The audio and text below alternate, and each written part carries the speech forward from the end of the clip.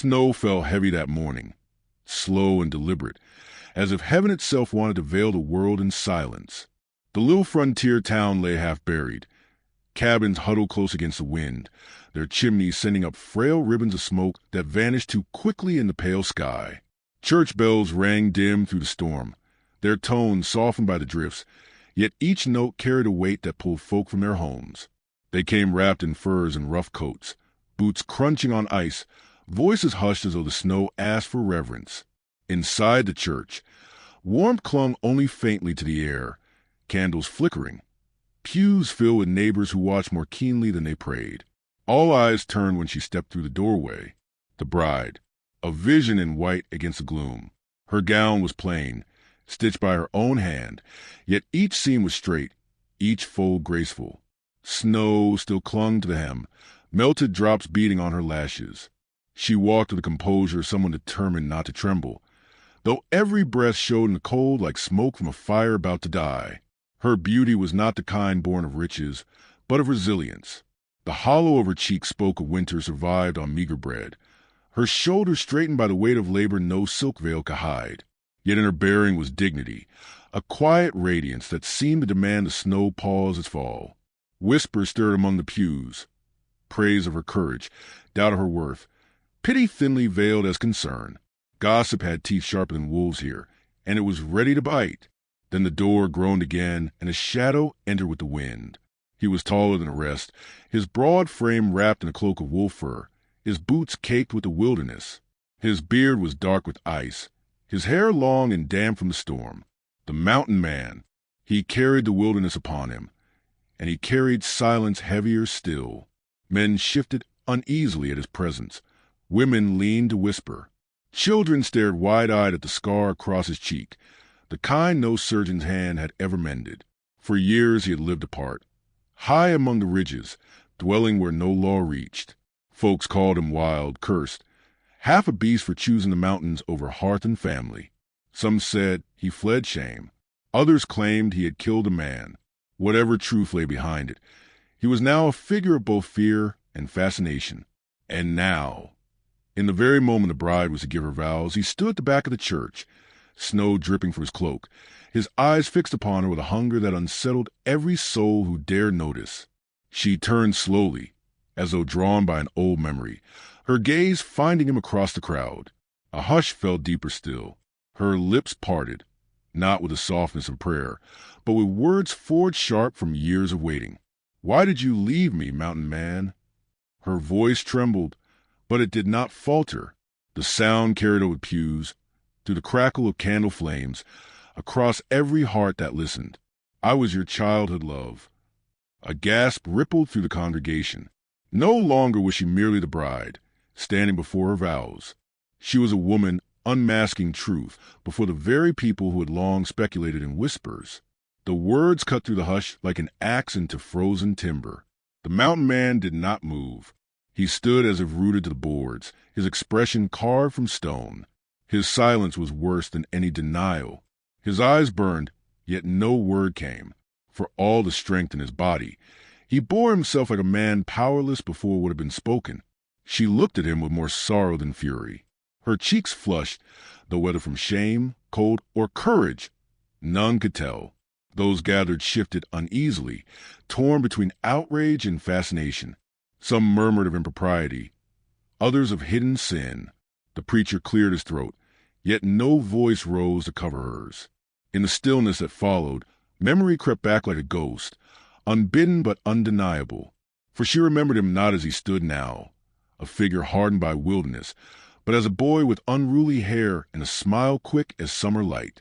They had run together along frozen creeks, hands raw from snowball fights, laughter echoing across bare fields. He had once stolen apples for her from a neighbor's orchard, pressing one into her hand with a grin that promised forever. In the spring, he had carved her name into the trunk of a pine, swearing he would never wander far. Yet he had wandered. When hardship came, he turned not to her but to the mountains. He left her with only a ribbon she had tied in his horse's mane, a promise carried off into the wild. She had waited, winter after winter, until waiting turned to scorn in the mouths of neighbors and pity in the eyes of friends. And now here he stood, summoned not by duty, nor by love declared, but by the echo of a past he had abandoned. Her words hung in the cold air. I was your childhood love. Not I am. Was. Past tense like a wound that would not close. The mountain man's jaw tightened, but still he said nothing. His silence fell like snow, cold, heavy, suffocating.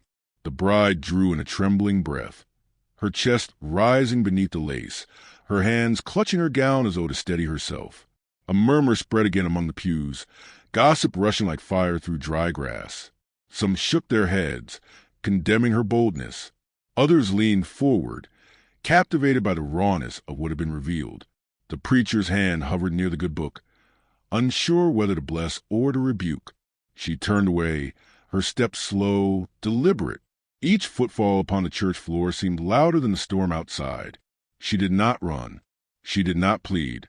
She simply walked, her veil trailing, her figure moving toward the door as if the snow outside were more forgiving than the eyes within. The mountain man's hand twitched at his side for a heartbeat. It seemed he might call out, that he might close the distance and answer. Yet he stood rigid, his silence unbroken. His breath steamed in air, but no word rose with it. When the bride crossed the threshold, the cold rushed in, scattering candles, making shadows dance along the walls. The door closed behind her, and the sound echoed through the church like a final toll of the bell. The mountain man remained still. The storm swallowed her figure beyond the frosted glass, and the congregation shifted uneasily, the air thick with judgment and curiosity. No vow was spoken. No promise was mended. Only the hollow space between them, filled with silence deeper than the snow itself. And so the first act ended, not with a kiss or vow, but with absence, with the unanswered plea of a woman who had braved the world's scorn to speak her truth, and the haunting silence of a man who once promised her forever, yet chose the mountains instead. Snow swallowed her steps as she left the church, the heavy door thudding shut behind her. The sound echoed in her chest long after it faded. Wind rushed down the street, lifting her veil and tugging across her face. She pressed it back with numb fingers, but her hands shook too much to keep it still. The storm did not care for veils or vows. It tore at her gown, dragged her lace across frozen mud, and wrapped her in a chill that seemed intent on breaking her. She walked with her chin raised, though her breath came hard. Behind her, the murmurs of the congregation spilled into the cold like smoke through a cracked window. They had seen everything. They would speak of nothing else. In this town, whispers outlasted the storm. She cut across the square, boots slipping where ice lay hidden beneath the snow. The saloon windows glowed dim, and inside, men leaned over glasses of whiskey, already bent toward one another in eager talk. She caught fragments as the wind carried them. Foolish girl, ought to be ashamed, these half-wild, never meant for her. Laughter followed, sharp as broken glass. She lowered her gaze, her face hot even as the wind burned it raw. Her cabin stood near the edge of town, a small structure of logs weathered by years of hard winters. Smoke curled from its chimney, though faint, for she had little wood left. She opened the door and stepped inside, letting the silence close around her. The storm's howl dulled to a distant moan through the chinks in the walls.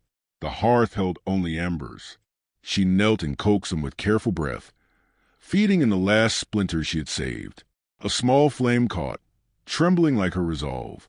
She lit a lamp and set it on the table. Its glow reached the edges of the room, but left the corners in shadow. The table bore her sewing basket, the lid worn thin from years of use. She drew it near and took up her needle, threads sliding between her fingers, though her hands were clumsy with cold. Stitch by stitch, she tried to mend a tear in her gown where ice had caught it. The rhythm steadied her heart, but her mind betrayed her. She saw again his figure in the doorway, snow dripping from his shoulders, silence hanging from his lips. The thread broke. She pressed her face into her hands, shoulders trembling, though she let no sob escape. She had shed enough tears in the years he had been gone. She would not surrender more tonight. Instead, she rose and pulled her shawl tighter around her, moving to the window. Snow pressed thick against the glass. Beyond it, faint shadows shifted. She squinted, breath fogging the pain. He was there, The mountain man stood beneath the pines, half hidden, as though uncertain whether to step closer. His fur cloak was heavy with snow, his posture rigid. He watched the cabin with the stillness of a wolf in the night. She felt her chest tighten, not with fear, but with the ache of memory. For a moment, she almost opened the door. Then she turned away sharply, pulling the curtain closed. Let him watch. Let him feel the cold he had chosen. She moved back to the hearth, sat down, and laid her hands on her knees. The fire crackled, small but steady. She stared into it, letting the flames blur until they became memories. She remembered the day he left, the sound of his horse's hooves fading into the hills, the ribbon she had tied into its mane, fluttering bright against the dun hide. He had promised to return before the first snow, but snow had fallen, melted, and returned again year after year. Each winter brought her the same sharp silence. Each spring brought neighbors pity. By the third year, pity turned to scorn. He'll not return, they said. She's wasted her youth waiting. She had lifted her chin then, too, though it had cost her dearly. Now he had returned, but with no words, only silence. Silence colder than the storm outside. A knock startled her. She rose quickly, heart pounding. But when she opened the door, it was only Mrs. Halpern from the next cabin, her shawl pulled tight, her eyes sharp with curiosity. "Child," the woman said, her breath clouding in the doorway. "Folk are talking. Best you keep to yourself. No good will come of him haunting your steps again." The bride met her gaze steadily. "I've kept to myself for years." It never silenced their tongues. Mrs. Halpern's lips tightened. She muttered a prayer and hurried back into the storm. The bride closed the door firmly, leaning against it for a moment. The cabin felt smaller, the fire weaker, though her resolve grew heavier. Outside, she knew the whispers would swell. In the saloon, at the mercantile, even by the preacher's hearth, they would trade her name like a coin, each passing it down with their own tarnish. Some would call her proud, others foolish. A few would pity her. None would leave her untouched. Yet she could not change what she had spoken. She had not planned to call out to him. The words had risen from a place deeper than reason, a wound too long left unvoiced. Now they bound her fate, as surely as if carved into the snow itself. The wind pressed hard against the cabin walls, rattling the latch. She rose and secured it with a strip of leather. Her fingers lingered there, tracing the rough wood.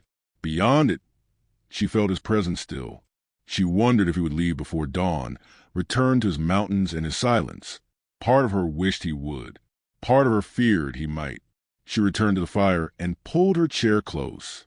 Her gown lay across her knees, needle poised once more. She stitched slowly, carefully, each thread drawing her back to steadiness. The lamplight glowed warm on the fabric, and for a moment she allowed herself to breathe evenly. But even as her hands moved, her mind whispered its own truth. She had not spoken for him alone. She had spoken for herself, to claim the years she had endured, the waiting that had shaped her, the love that had not been enough to keep him. Whatever came now, scorn, gossip, loneliness, it would not undo the strength she had found in voicing it. The fire cracked, sending up a spray of sparks. She watched them rise, then vanish. She wondered if love was like that, bright for a moment, then gone. Yet a spark could also catch on dry wood, turn a flame, turn a heat that warmed even in the cruelest winter. She did not know which her words would be. Outside, the wind howled. The mountain man shifted in the shadows, unseen by all but her restless heart. She felt him still, a weight in the night, as constant as the snow. She stitched until her eyes burned, until the thread blurred in the lamplight. Then she set it aside, laid her hand upon the fabric, and closed her eyes. Sleep did not come quickly. Gossip would sharpen by morning, and shame would press harder than the storm. Yet beneath it all, a strange strength stirred. She had spoken truth in front of them all. No whisper could unmake it. And with that thought, she let the snow's hush settle over her, knowing the night had only just begun. The storm pressed on to night, relentless, as if the mountains themselves meant to keep the world bound in silence. Within the cabin, the fire burned low but steady, casting shadows that swayed like restless ghosts across the walls. She sat close to it, shawl wrapped tight, her mending set aside. Her eyelids grew heavy, yet sleep would not claim her. The weight of unspoken words kept her wakeful, as did the feeling, familiar now, that she was not alone. Near midnight, a sound broke the hush. A firm knock, not the hesitant tap of a neighbor, but the deliberate strike of a man who had walked through storms before. She stiffened, heart hammering, eyes fixed upon the door. For a moment, she wished not to answer. Then, with a breath drawn deep, she rose and pulled the latch. The mountain man filled the threshold. Snow clung to his cloak, melting in rivulets down fur and leather. His beard was heavy with frost, his eyes shadowed beneath the brim of his hat. He looked larger here than in memory, yet also more worn, as if each year in the wilderness had carved another stone into his frame. She did not speak. Neither did he. She stepped back, only slightly, a gesture that was not welcome yet not refusal. He entered, moving with the caution of one unused to another's home. The firelight struck his face, showing lines she had never seen when he was young, the kind that came from wind, from hunger, from solitude. He set down his pack by the door, unstrapped his gloves with slow, deliberate movements.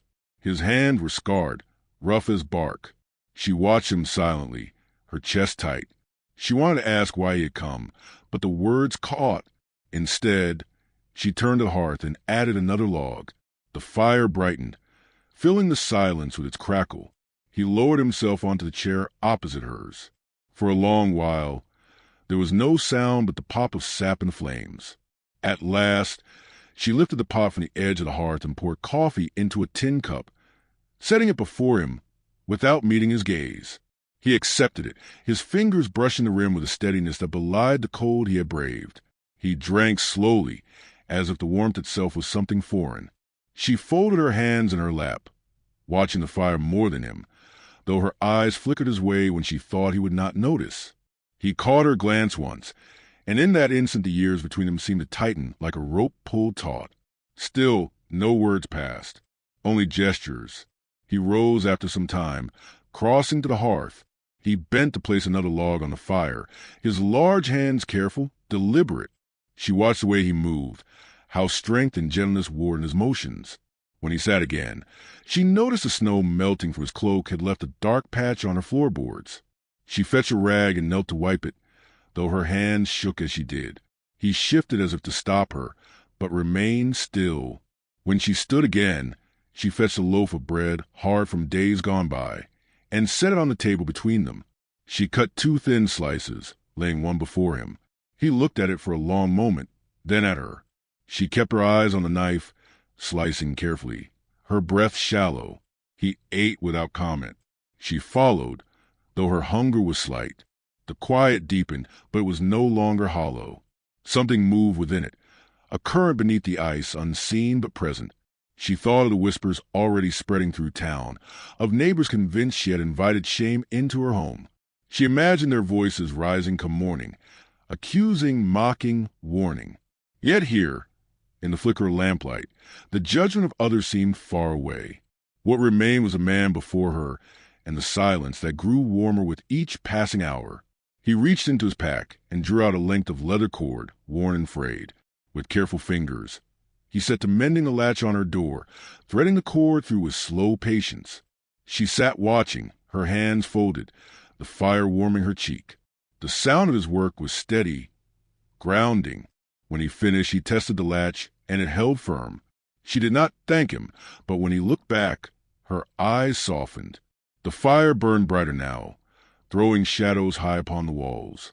He leaned back, weary, his hands open on his knees. She rose, took his scarf from where he had laid it, and set it by the hearth to dry. The gesture was small, but it pulled something in the air tighter, closer. The hours stretched. Outside, the storm raged, but within the cabin, warmth gathered in the silence between them. They spoke not of the past, not of what had been left broken. Instead, they shared presence. A fire, a meal, a room no longer empty. Yet beneath it all, the conflict pressed close, like snow against the walls. He had left. She had endured. Neither could yet say the words that might break or mend what lay between.